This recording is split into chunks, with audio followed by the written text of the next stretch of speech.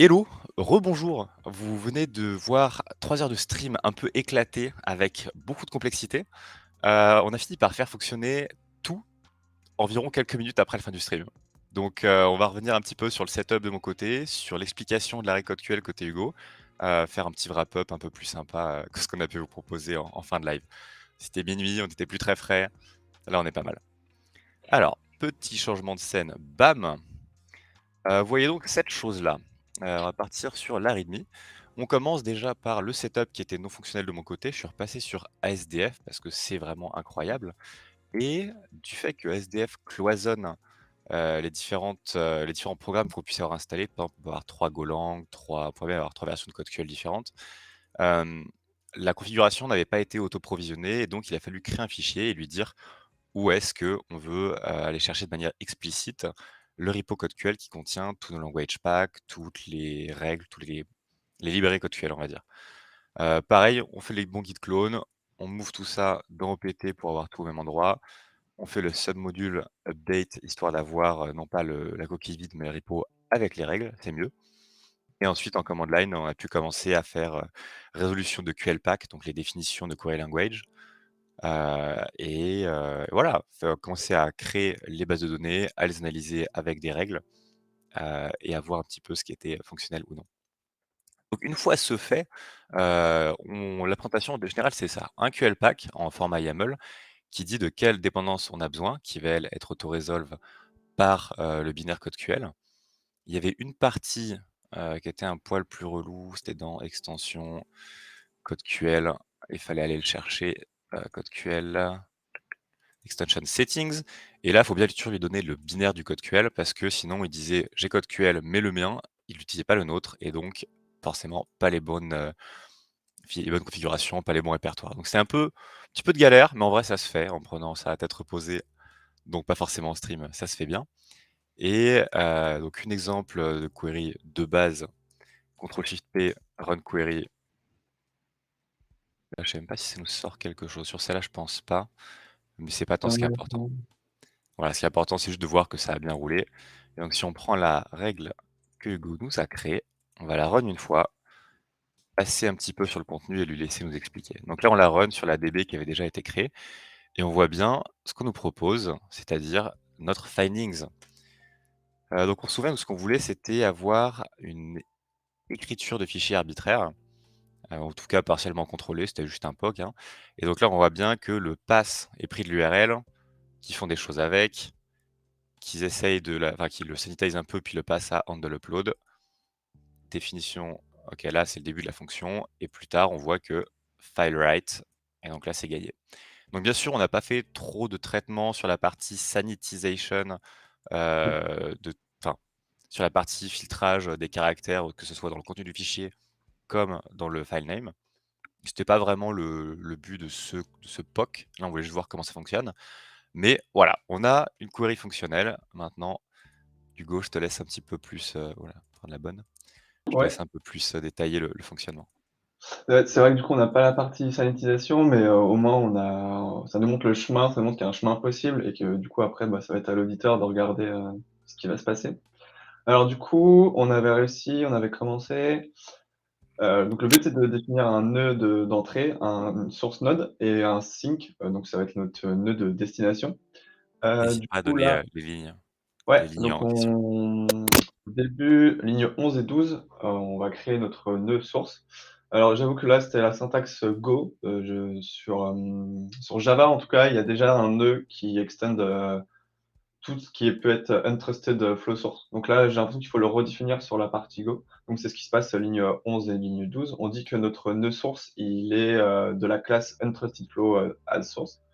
Du coup, ça veut dire que en gros, au code QL, il y a déjà toute une liste d'objets ou de choses qui peuvent être contrôlées par un utilisateur quand on va, bah, par exemple, là, ici, ça va être le pass dans l'URL qu'on appelle une page. Après, il y en a plein d'autres qui peuvent être définis. On peut en rajouter, nous, à la main, si on a une nouvelle source. Donc ça va être notre source. Et ensuite, on va vouloir définir où est-ce qu'on veut aller, où est-ce qu'on aimerait bien voir que notre source, où est-ce que ça atterrit. Donc on va définir notre sink. Donc là, on extend la classe sync, qui est une classe prédéfinie par défaut de code QL. Donc là, qu'est-ce que ça dit? On dit qu'un sync, c'est un nœud de type call node. Donc call node, ça va être sur l'AST, ça va être un appel à une fonction. Et donc ça match le sync si la donnée qui va être teintée, ça va être l'argument 0 de la fonction qu'on va appeler. Donc c'est ce qui fait ligne 19. C'est .get argument 0. Donc on dit que c'est égal à this. Donc this, ça va être nous, ça va être le sync. Donc si on est l'argument d'une fonction, le premier argument d'une fonction et que la fonction qui est appelée elle s'appelle writefile du package io.ioutils, alors on match la règle de sync et on est un sync. Donc globalement, ça veut juste dire que on espère propager la source jusqu'à la fonction writefile du package ioutils et on espère contrôler l'argument 0. Donc ça, c'est la définition de la source et du sync. Ensuite, on a ligne 26. On va définir ce qu'on appelle une taint tracking configuration. Donc ça, c'est un peu le template de base de la 90% des queries code QL qui sont présentes dans les dépôts security. Donc c'est important d'essayer de comprendre ce qui se passe. Donc on va donner un nom à notre configuration ici, ça s'appelle live configuration. Donc l'étant taint tracking configuration, on lui donne un petit nom avec l'espèce de constructeur qu'on a ligne 27. Et ensuite, il y a plusieurs méthodes qui sont définies par défaut. Donc, il y a isSource, isSync, qui sont les deux méthodes principales. Ensuite, on a aussi isSanitize. Il y a des choses pour la sanitisation, mais là, ce n'était pas le but. Donc, on va devoir redéfinir isSource et isSync. Ah, je regardais juste les autres, isBarrier Ouais, il y a out, isSanitizer, isSanitize. On peut aller regarder la définition isAdduction. et augmenter un petit peu notre définition à nous, quoi. Ouais, il y a une méthode aussi qui s'appelle isAdditional taintStep, parce que des fois, la propagation, elle va s'arrêter en cours et on peut lui dire, bah, propage quand même si le, le nœud de l'AST de source et le nœud de destination respectent bah, des paramètres qu'on va pouvoir lui spécifier.